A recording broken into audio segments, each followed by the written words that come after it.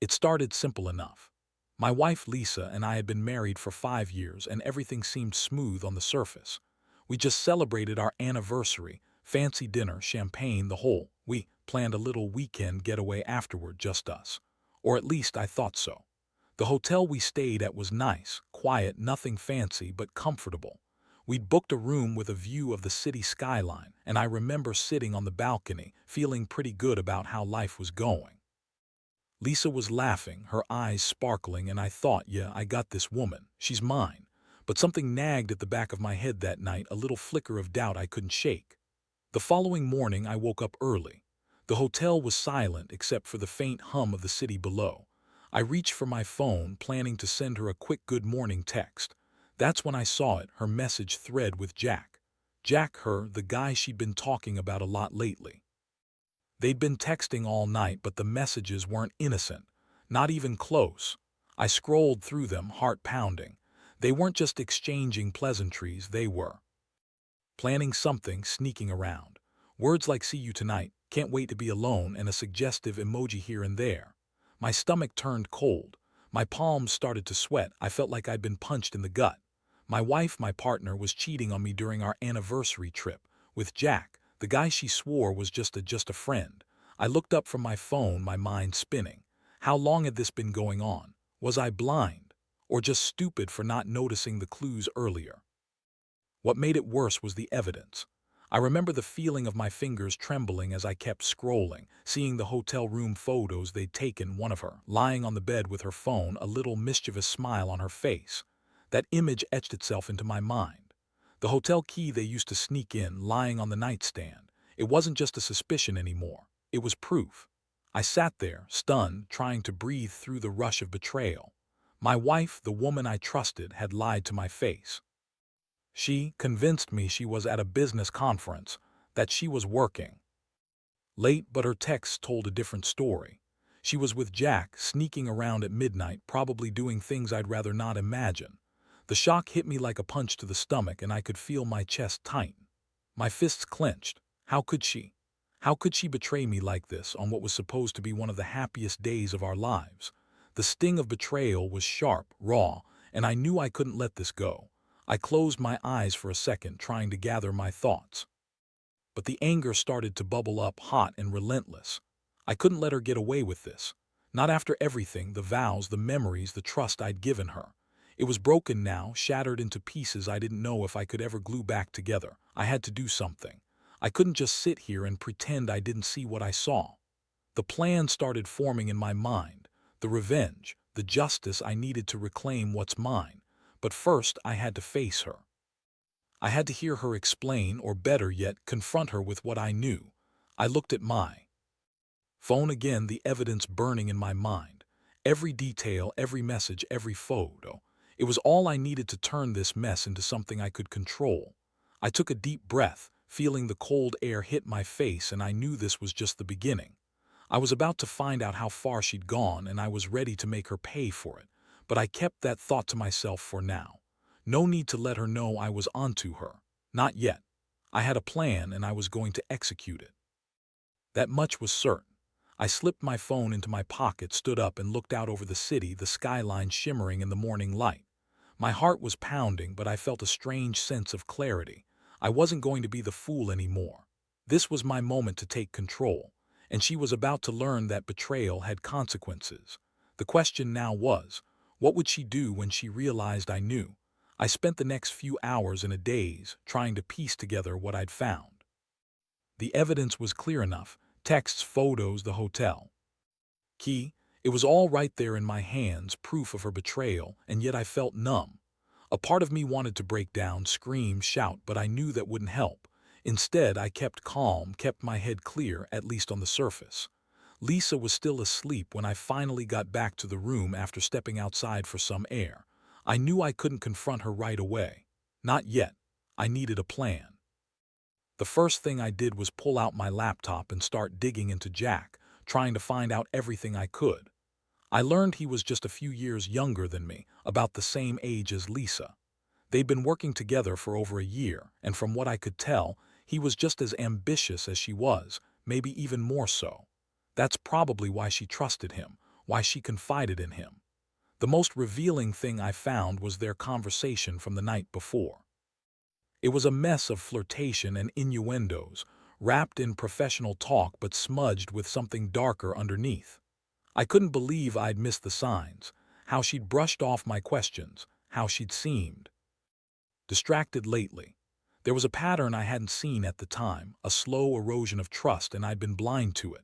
I closed my laptop, feeling a mixture of rage and despair. My stomach was twisted and I could feel my fists clenching uncontrollably. That's when I decided I needed leverage, something to keep her off balance, make her realize I knew everything without giving her the chance to deny or spin her way out of it. First, I called her phone. No answer. Figures. I left a simple message. We need to talk, now. That was all. I knew she'd get it and I knew she'd be worried. I wanted her to feel that uncertainty, that fear that I was one step ahead. While waiting for her to wake up, I made a mental list. I couldn't just accuse her outright, no, that would make her defensive.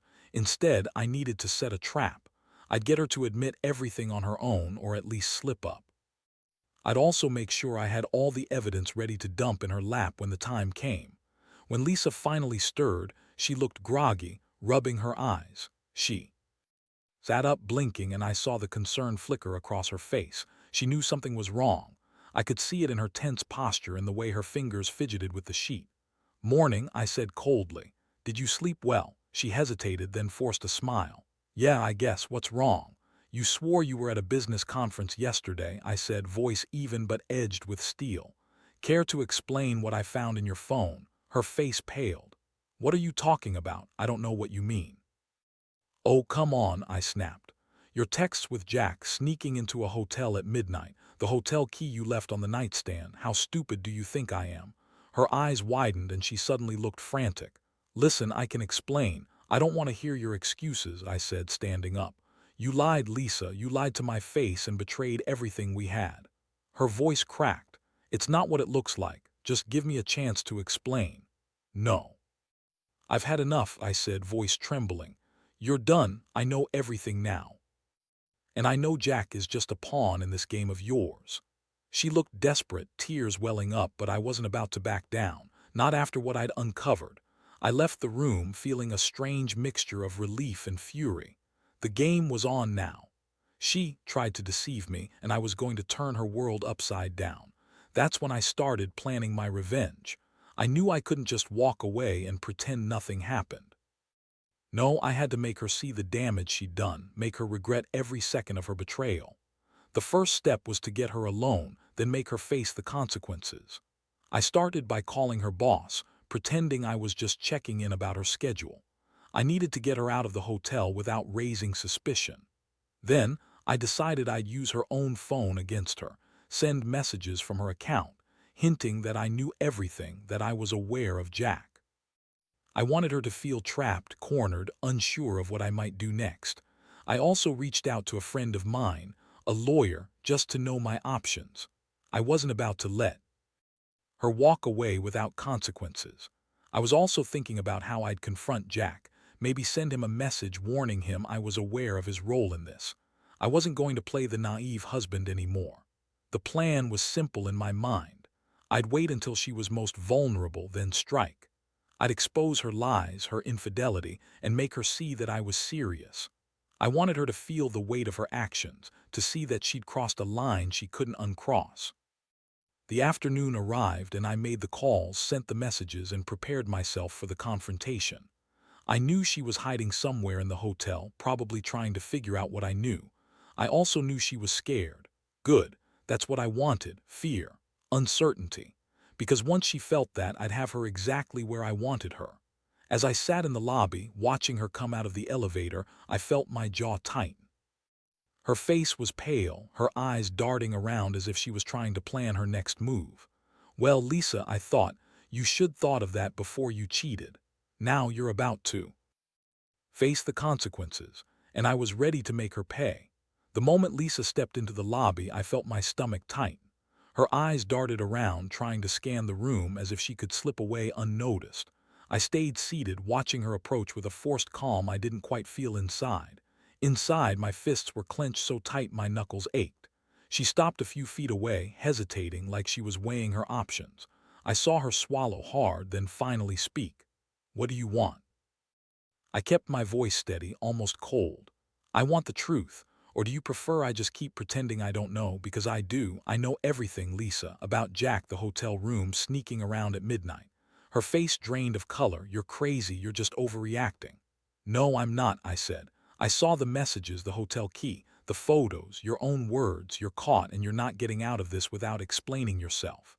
She looked like she was about to cry. Her hands trembled. "It was just a mistake. I didn't mean for it to happen. Jack, he's just a—" "Stop," I cut her off. "You can spin this any way you want, but I'm done listening to your lies. I've already seen enough." I pulled out my phone and pressed the screen, showing her the messages I'd saved. "Tell me, Lisa, how long has this been going on? Did you plan all of this for our anniversary?" She looked at the screen, her breath hitching. "Please just don't do anything crazy. I'll fix this, I swear. Just give me a chance to explain." "No," I said sharply. "There's nothing to explain. You betrayed me. That's all I need to know." Her jaw quivered. "I didn't mean for it to go this far. It just happened. Jack was there, I was lonely, and I made a mistake. It wasn't supposed to mean anything." I scoffed. "A mistake? That's your excuse. How about the fact you lied to me for weeks, told me you were working late when you were with him? How do you think that makes me feel?" She looked down, her shoulders trembling. "I was scared. I didn't know how to tell you. I thought if I just kept it quiet, it would go away." I shook my head, feeling every ounce of anger rise in me. "You think a lie can fix this? You think hiding it makes it better? You're damn right I'm pissed. I trusted you." I leaned in, voice sharp. "And now I know what that trust was worth. Nothing." I saw the moment she realized I was serious, her eyes welling with tears, her hands clutching her stomach as if trying to hold herself together. I didn't want to hurt her, but the betrayal cut so deep, I couldn't stop the flood of rage. "Get out," I said quietly but firmly. "Just get out of here. I don't want to see you right now. Don't come back until you've thought about what you've done." She hesitated, then turned and fled toward the elevator, her footsteps echoing in the hollow silence of the lobby. I watched her go, my heart pounding in my chest. I'd made my point, but I knew this was just the start. I went back to my room, closed the door behind me, and sat down hard on the edge of the bed. My mind was racing, replaying everything, the texts, the photos, her face as she left. I felt the weight of betrayal pressing down on me like I was sinking into quicksand. I needed to act fast. I couldn't let her manipulate her way out of this. First, I'd send a carefully worded message to Jack, something that made it clear I knew exactly what he'd done without outright threatening, just enough to shake him up. Then I'd call my lawyer. I wasn't planning on just walking away from this. No, I wanted to make her regret crossing me. I wanted her to understand that her choices carried consequences, and I was the one to deliver them. While I waited for her to leave, I started drafting a plan. I'd keep the evidence, texts, photos, hotel receipts, ready. Once she was gone, I'd get a rental car, pack her belongings into boxes, and have everything ready for her to pick up. If she thought she could come back and pretend none of this happened, she'd be dead wrong. The room felt colder now, every shadow a reminder of what had transpired. My fists clenched again, feeling the tension in my jaw. I was angry, yes, but beneath that I felt something else, determination. I was going to make her pay in her own way, and I was going to make damn sure she learned that betrayal has a price. In that moment, I realized I wasn't just fighting to save my marriage, I was fighting to save my respect. I didn't know what she was planning now, but I knew this. She'd pushed me far enough. The countdown had begun. The silence in the room was deafening after she left. I closed the door softly behind her, but inside my mind was racing a mile a minute.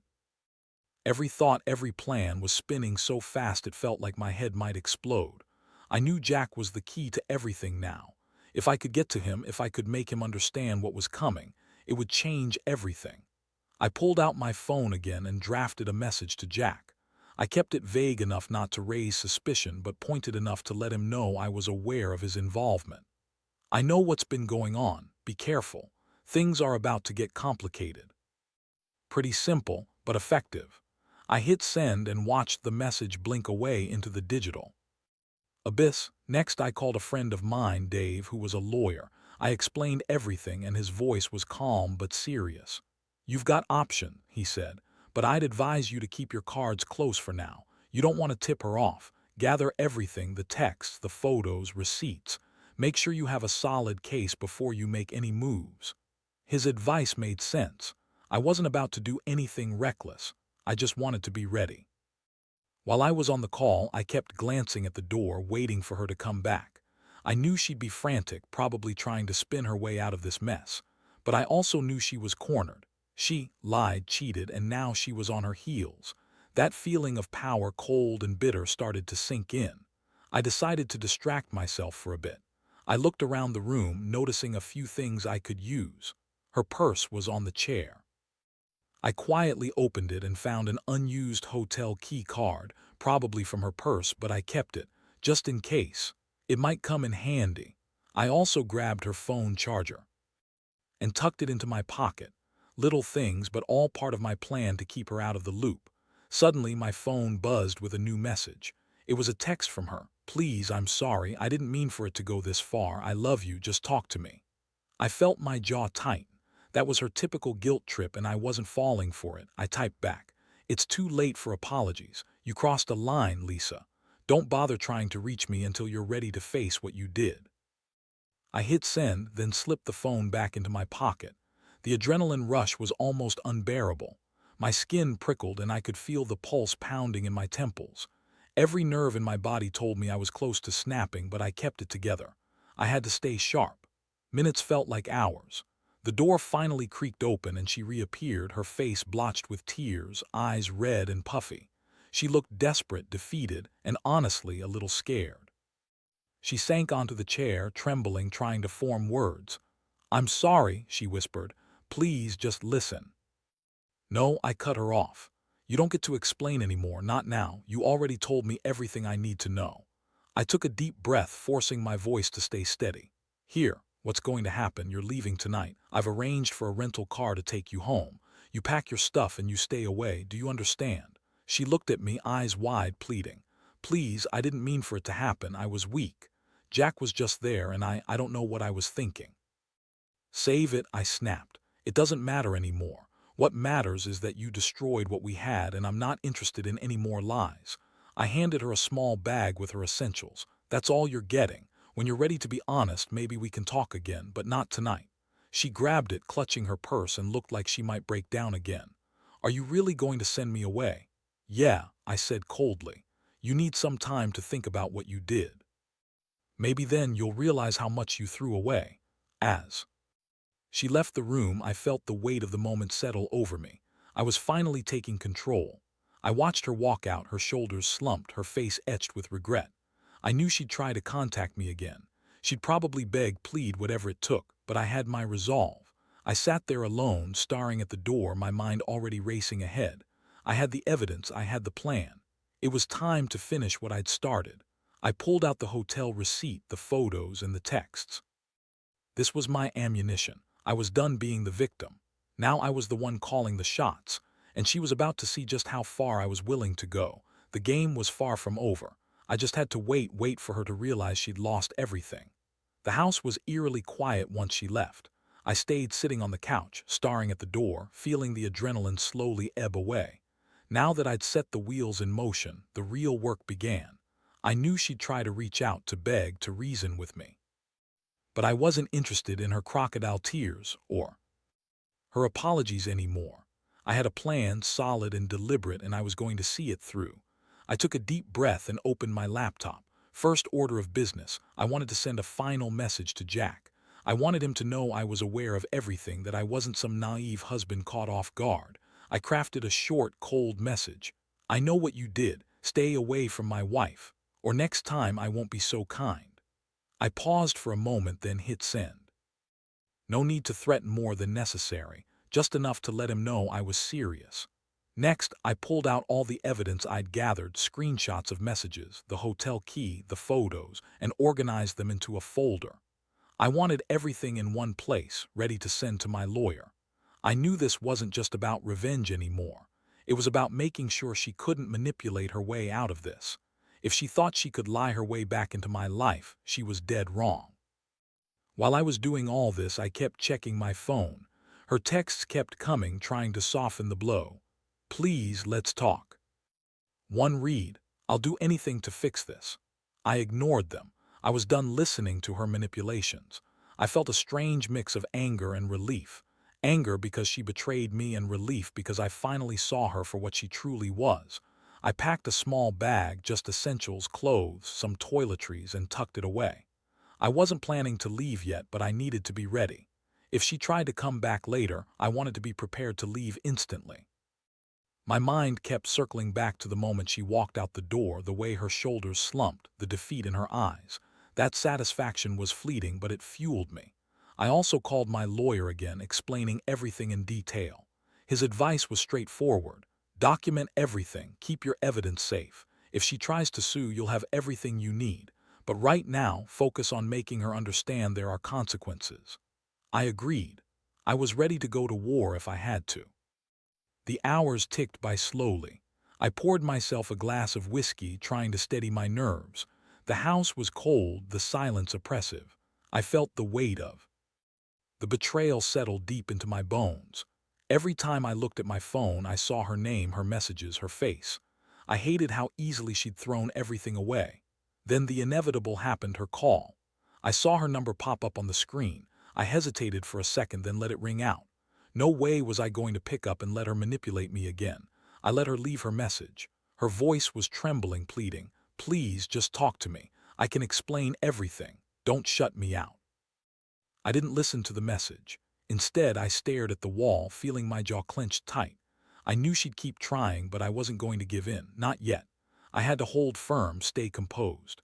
Soon after, I saw her drive away, probably to stay at a friend's house or a hotel. I wasn't sure. It didn't really matter.